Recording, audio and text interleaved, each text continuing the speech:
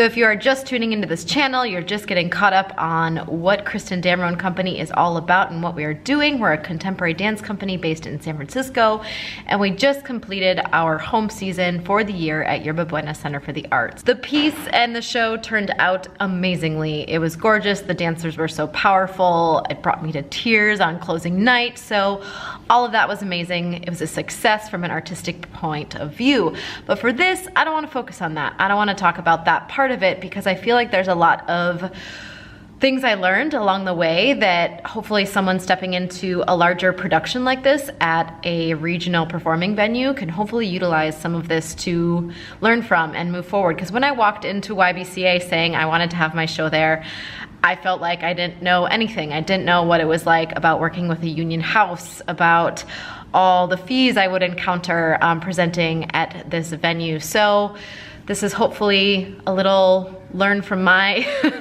experience or my mistakes. So the reason I wanted to present Impact at Yerba Buena Center for the Arts were a few things. I really wanted to have a flexible theater space. So the Forum is a big giant open room that you can pretty much dream up whatever stage design you want. Secondly, it was sort of that next step at a performing venue from ODC where we performed Eames at in January of 2018. So I wanted to challenge myself from a production standpoint to see what was the next thing. Like, what does it take financially? What does it take from a production standpoint? When I first started this project, I possibly wanted to have a raised stage in the Forum with audience seated around all sides. Coming to the end of it, we couldn't make that happen just because of financial things. And that stage design also had some limitations with the lighting design that we could utilize without blaring the audience in the face. So I had to sort of hone in my idea and relook at the space and what we could work with. And I ended up having audience on 3 sides of the venue. So what that arrangement did help us have was a larger house. We could almost double what we had at ODC. Now that was a bit of a scary number. It was a risk because I didn't know if I could increase my audience size that much.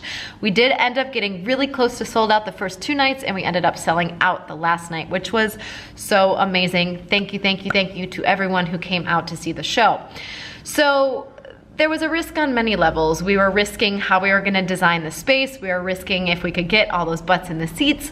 And like I've been mentioning throughout this, it was a big financial risk. Yerba Buena Center is about triple to what we had paid before in the past for venues. Now, you're probably like, how can you do that? That is insane. I didn't have any of this funding walking into this project. So I busted my butt and I did as much fundraising as I could. So I did end up putting quite a bit of money into this project, but that was a risk I was willing to take because I needed to have it in that venue. I needed to just challenge myself to do something bigger, to do something better.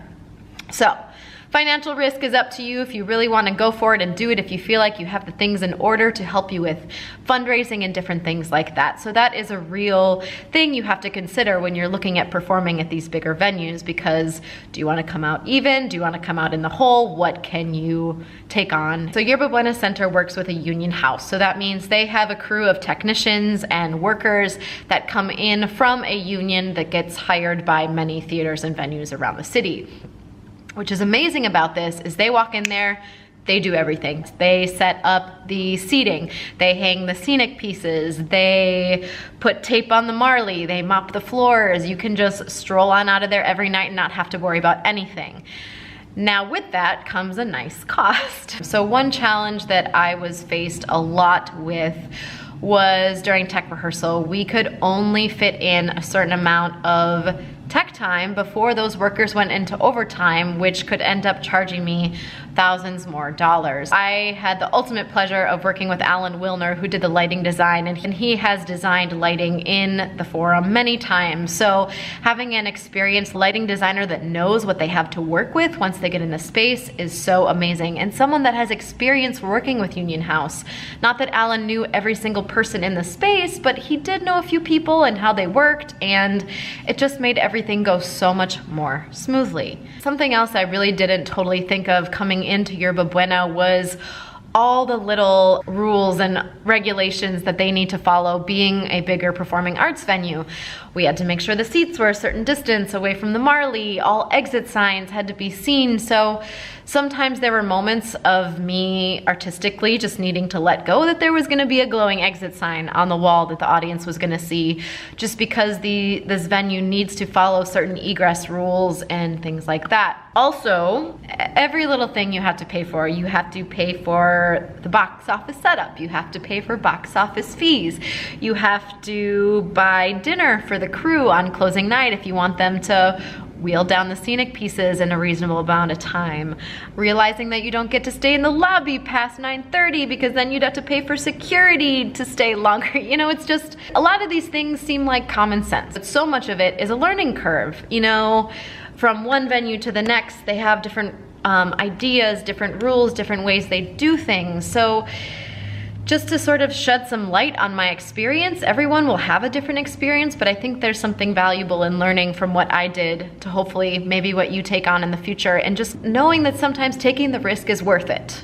And I also think one other thing that I have to credit for the success of the show is just the amazing production team I had. You know, stepping into this venue, having a production manager, Hannah Westbrook, was incredible for this show. She was the liaison between YBCA. Whenever I had a question, she dealt with it. She put together all the schedules of bringing all the collaborators together.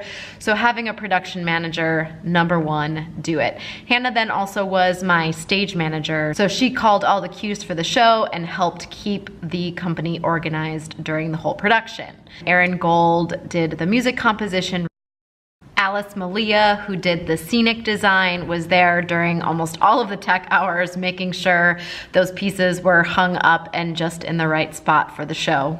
I also had Clarissa Dias this year helping me with arts administration, and she helped a lot during the show with front of house duties and dealing with box office. So I had an incredible production team and artistic team behind me that was helping me through all this, making sure also things were running smoothly. So it wasn't just me there doing it all. I have to give them so much credit. I could not have done it without them. So my advice always is to go for it, no matter how risky it seems. I know we have to balance that out. Every person is different, what they feel like they can put in financially or creatively, or just keeping your own head on straight. It's a lot to take on. But I do encourage people to just go for it, because you never know where that might lead or what you'll learn from it. It's just a really amazing way to challenge yourself on many levels. I do have some new things coming up, including a really exciting commissioning project for choreographers to apply for. So stay tuned for that coming up very, very soon. I'm gonna announce it and launch it. So keep following this channel, look at our Instagram, all of those things, because there is more to come for Kristin Damrow Company within this next year. Thanks so much. Bye.